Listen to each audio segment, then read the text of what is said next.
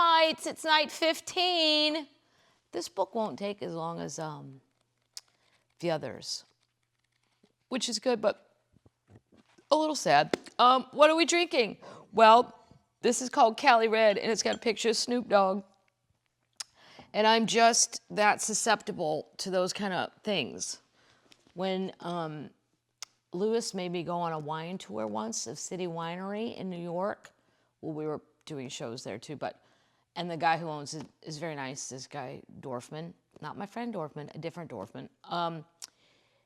And he was saying the importance of labels. And I thought, yeah, you know, because for people like me who aren't winos like Lou, I don't really care. And I'm a sucker for a label. That's how, Lou would never do that. Lou would research it and know everything about it, where it came from, and blah, blah, blah. So, yeah, I did. Snoop Dogg, because I like Snoop.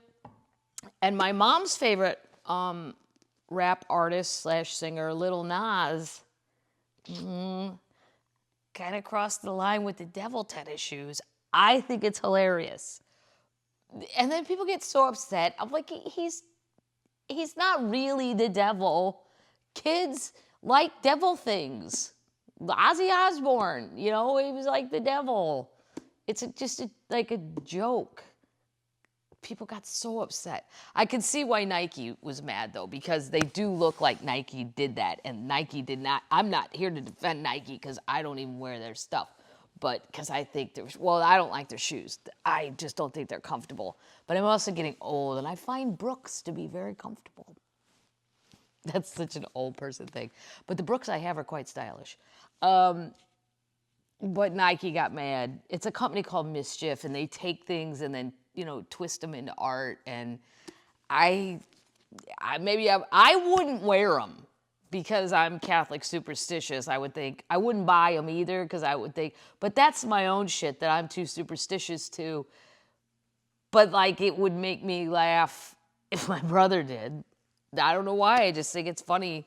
But a lot of people didn't see humor in it. I think Lil Nas does outrageous things, and I think his song was, I love. And then he was like, you know, I'm not supposed to be a role model for your kids. Like, I can picture all of my nieces and nephews love that song. Gonna take my horse down the all time, we're gonna drive till I can't no more. And they all sang it, and Lil Nas is like, go listen to the words. It's about adultery. Like, don't put that on me. You let your kids sing it. He's right. What was the other one that was so dirty?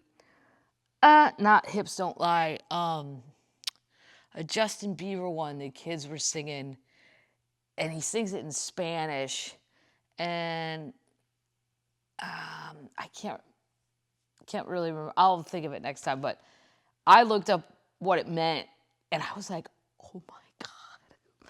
My sister's twins are back there singing it in the backseat. La la la la la la la. Despacito. That was it.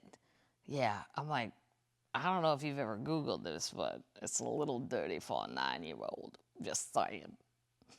But they don't know what it means, so it's not dirty. That's the other part. Anyway, go look at Lil Nas's Devil's Tennis Shoes. I thought they were funny. Oh, here we go. One of Liberace's biggest song hits of the 50s was Mr. Sandman, as recorded by the McGuire sisters. Remember that song? Mr. Sandman, bring me a dream. Da, da, da, da. That's really all I know.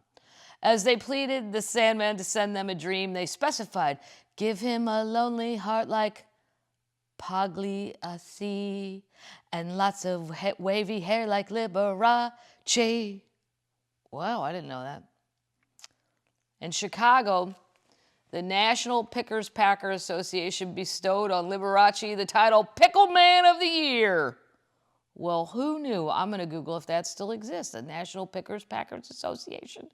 The reasoning, some people find his piano playing sweet, others rather sour. The association planned to send Liberace a pickleabra, a candelabra stuffed with pickles. Well, who doesn't want that?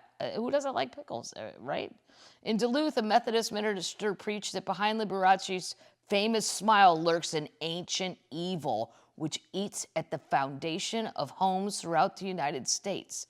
The reason for this outburst? one of Liberace's television sponsors was a brewery.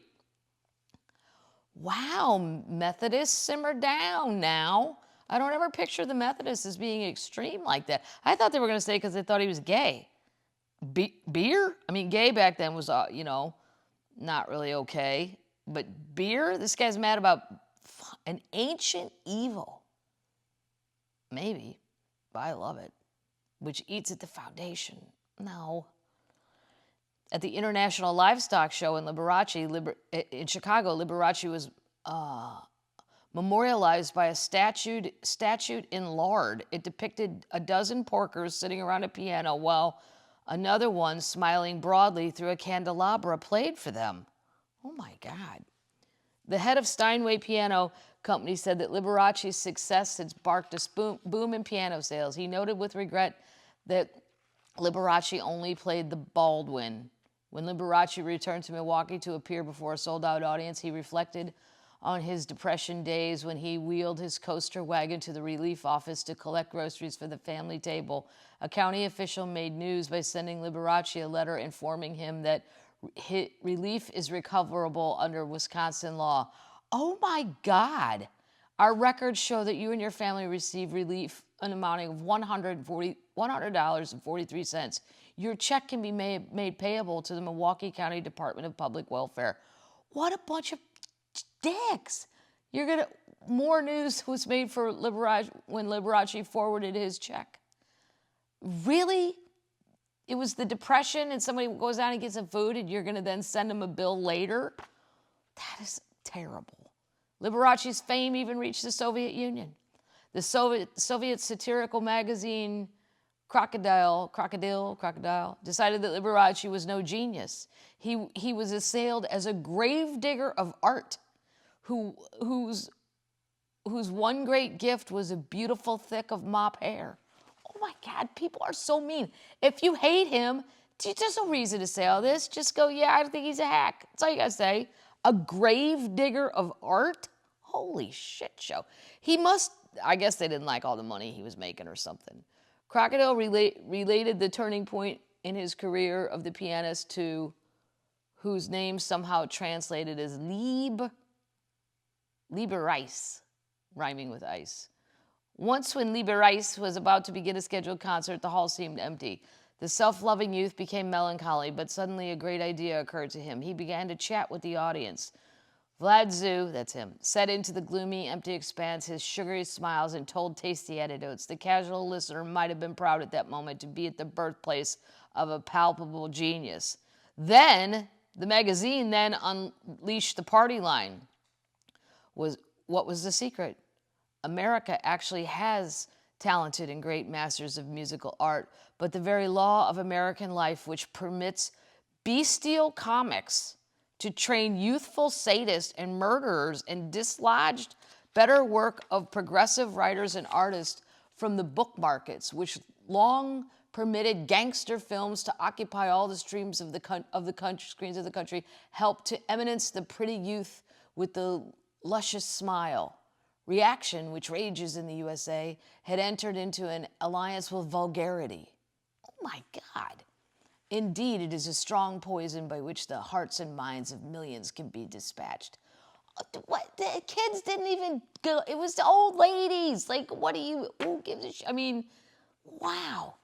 Liberace was amused. I'm not worried, he commented. I had intended not to include Russia in my world tour, and I think I'm here to stay, and they're not. Well, look who turned out right. That's right. Liberace's lawyer, John Jacobs, was not amused when Al Capp suggested a spoof in his Little Abner comic strip. Capp had written, Liberace, I was sure you would someday become famous enough for me to kick around in Little Abner.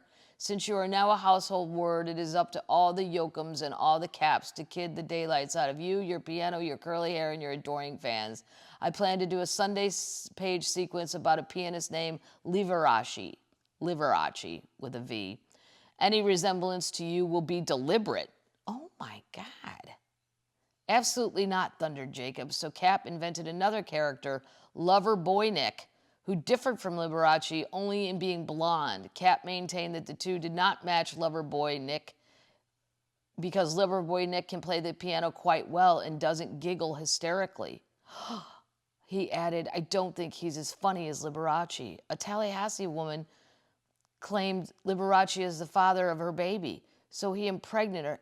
In Tallahassee, a woman claimed Liberace as the father of her baby. She said he impregnated her with his penetrating wink. Oh my God. I would never want this level of fame. I don't care how much money it brings. People are crazy. He winked at her? That's how she got pregnant? Oh my God. Chapter 6. Liberace Love finds Liberace and loses him again. Oh. The Girl I'll Marry by Liberace. This is what he wrote. I've been engaged 3 times, and in each instant, I felt like I was very lucky to have had the experience. Later on, as each romance in turn did not seem to work, I felt I was fortunate that it did not culminate in marriage. There were different reasons in each case for the breakup. All of these girls had sex appeal too, and yet this rather intangible quality figured into our romantic problems. Thus, in a 1954 fan magazine story bearing Liberace's byline and strong evidence of ghostwriting, he went on to analyze the elements of sex appeal. Here's one.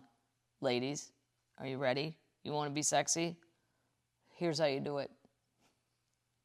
The exciting woman is the one who makes a genuine effort to make her natural beauty and enhance it by the proper use of cosmetics, makeup, girdles, or bras. Do you have a girdle, ladies? Anybody still have one? I don't have one. I do have makeup, but I haven't put it on in a year, and I had to put it on for a Zoom deal, and my eyelashes don't go the right way anymore. And there doesn't seem to be anything I can do about it. They used to behave because they were trained, and now they're gonna, it was terrible. Liberace described his 3 engagements. The first as an adolescent, a ballet dancer who had all the qualities of a sex appeal of which a man could ask for. She wanted to marry immediately, but it was during the Depression, and young Walter wanted to establish himself first. Well, I understand that. The first time he took an out-of-town job, she married someone else. Well, there you go. Next came a singer, also very sexy. She was just a girl who wanted to have fun. By the way, I like that sex appeal is about a bra. We only wear bras because we have to. I personally haven't had one on in like 10 months. Well, I do right now because I'm filming this. But if we didn't have to, no. She was just a girl who wanted to have fun, and she thought nothing of canceling an appearance so she could attend a party. Well, good for her. She expected Lee to do the same. The crisis came when she wanted him to go to the beach party the night of his Hollywood Bowl concert. Okay, crazy legs. No, he's booking at the Hollywood Bowl. You can't tell him, yeah, but I found out there's a party in Malibu. What do you mean you can't cancel? Call those bowl people. It's the Hollywood Bowl. I realized that a lifetime involving an irresponsible attitude towards my work was not for me, and the engagement was over. I'm with Liberace again. No, I'm not canceling a goddamn giant show to go to some beach party. I probably wouldn't want to go anyway. Finally, a woman of independent means and spirits. This is the last one. She took everything for granted, including their engagement. Finally, Lee got a word in, and it was no. So they decided if they could stand being apart, they could. Liberace declared he didn't regret the relationship because they increased his awareness of women, but by depriving himself of marriage, he was able to devote his energies to his career. Now he was ready for marriage, and the ideal wife would have sex appeal, but also the element of faith that meant so much to him. Everything about the success of my Ave Maria record I attribute to faith, my own and other people's. The article was standard fan mag stuff that bore little relationship to known fact. If Liberace had been through 3 engagements, they were secret ones indeed. None of his Milwaukee friends nor his career associates were aware of any relationships with women. He was sometimes seen at holiday events with a date, and that was for publicity purposes. When I'll never forget when, I don't know, it was somebody, I was like young, and I remember my dad saying, somebody said so-and-so was gay or something, and they go, well, he's married to a woman. Oh, I think it was Elton John was married to a woman, and my dad kept saying, well, Liberace had girlfriends. Ha, ha, ha. Like, I didn't understand any of that. I do now, but he was sometimes seen with a date. When he and Betty White, wow, were the principal stars of KLAC TV, they sometimes paired for public appearances. One night they arrived in a limousine at the premiere of a new movie just as a windstorm kicked up. He emerged from the car first. Betty was dressed in a bouffant gown, and she was hoping that he would help her control it as he stepped out, but he was too busy holding on to his hair. Despite the innuendo and all the fag jokes, they wrote that, all the fag jokes about Liberace, no one working closely with him saw any evidence of homosexuality. Duke Goldstone, who directed Liberace for long hours daily and traveled across the country with him, saw nothing. Nor did Paul Weston, who worked intimately with Liberace on record albums. There were no willowy young men in his entourage, nothing like that. Everyone simply thought he was a mama's boy. Certainly, well, he was. I mean, a lot of things can be true at one time. I mean, he moved her out there. She's living in the house. She's on the TV show. Mama's around a lot. Certainly, no one had ever been so publicly devoted to his mother, nor had reaped such rewards because of it. There you go. In fact, Liberace was confused about his sexual identity. His introduction to sex was the wanton blues singer had obliterated any boyish notions he had about romance. Alone in big cities, he found himself drawn to overnight relations with other men. It was a dangerous game, he realized. Yeah. And there was no Tinder back then. And I'm just going to say, to any guys on Tinder, there was one in Louisiana, and the dude was a cannibal. Like a Jeffrey Dahmer type guy. Just do your research. A homosexual scandal could destroy a career. Film stars like William Haynes, no idea, and Ramon Novarro had discovered this. Maybe that's why I never heard of him. As his fame grew, Liberace suppressed his homosexual side of his nature. He worked too hard for too many years to have his achievement wiped out by a few moments of pleasure. True that. Meanwhile, he continued telling viewers about his engagements, explaining resentment of my women fans ruined each of them. None of my fiancés could understand or accept the adulation of my fans, an understanding that is so important in a complex career like mine. He continued, I keep my eyes open every day. Any minute I might walk into a hotel lobby and find her sitting there. As it turned out, Liberace found his only publicized romance across the street. What? The neighbor? Her name was Joanne Rio, and she lived across Camilla Avenue when Lee moved to his North Hollywood home. She was 18, and she had grown up in a show business family. Her father, Eddie Rio, had danced with the Rio brothers in vaudeville and Broadway musicals and had given up performing to head to the L.A. office of the American Guild of Variety Artists. Her mother had been a Chicago blues singer known as Mildred LaSalle. Joanne had taken singing and dancing lessons and played small roles in movies. Joanne took notice of the dark stranger who had moved into the neighborhood. Soon his mother came to live with him, but she noticed no other women at the house. Soon as mother came, right. Through the open window, she could hear him play the piano, and she thought she could sense his mood through the music he played. When he was tired or perhaps unhappy, she later recalled he would play somber, serious pieces. When he was happy, the piano would come alive with gay, titillating tunes that would tend to seem to make the streetlights dance. Some days, Joanne played baseball in the street with her younger brother, Eddie, and the neighborhood boys. She insisted on playing in the outfield so she'd be closer to Liberace's house and he might notice her. He didn't. But Joanne's father knew of Liberace, and the two families met after Sunday Mass at St. Charles Church. Lee and Joanne met a few times on the street when he was walking his poodle, Suzette. Then he moved into the piano pool house in Sherman Oaks. When Joanne was 22, she was hired for a chorus job at the Moulin Rouge, and one night she spotted him at ringside.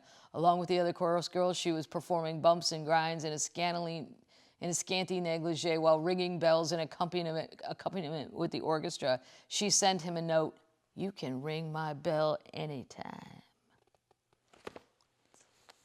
This get good. When do we get to the boyfriend that had plastic surgery to look just like him? That's going to be a creepy chapter. I don't know if I'd ever want to be around somebody who did that.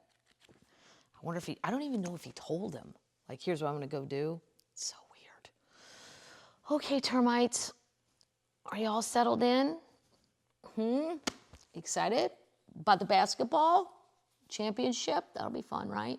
Masters is next week. That's so exciting. I love to watch the Masters. And what else?